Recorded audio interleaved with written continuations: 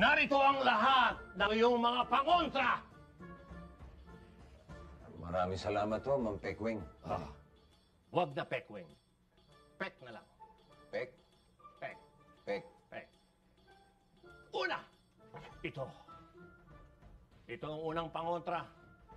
Benditadong nguso ng swordfish. Magaling na pangontra sa lahat ng maligno.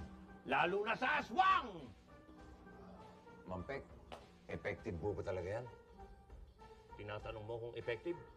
Bakit hindi mo subukan? Subukan mo dyan sa dalawang aswang na kasama mo.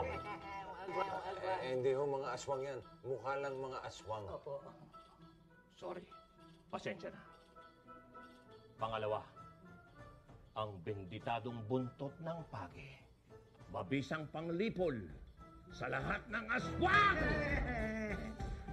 Ingatan mo. Pangatlo, ang benditadong pana! Magaling na pangontra sa mga aswang na lumilipad! Pang-apat, ang benditadong tubig.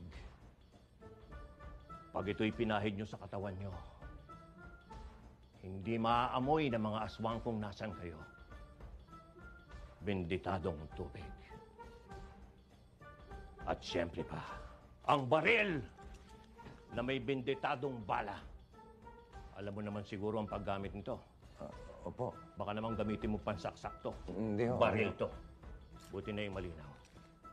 Ito, ang benditadong bato. Pag ito'y iyong nilulon, sa loob ng 5 minuto, meron kang tagabulag, hindi ka makikita ng aswang. 5 minuto lang? May expiration? Ganun na ngayon, may expiration date na lahat. Mahirap na ang buhay.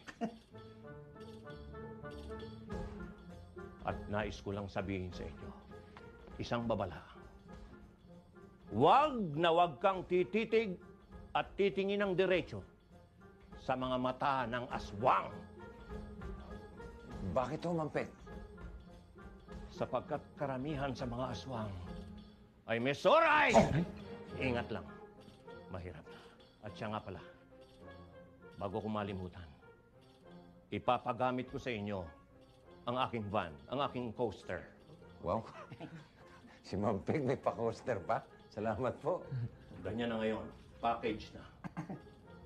Okay. Pabayaan yung bindisyonan ko kayo.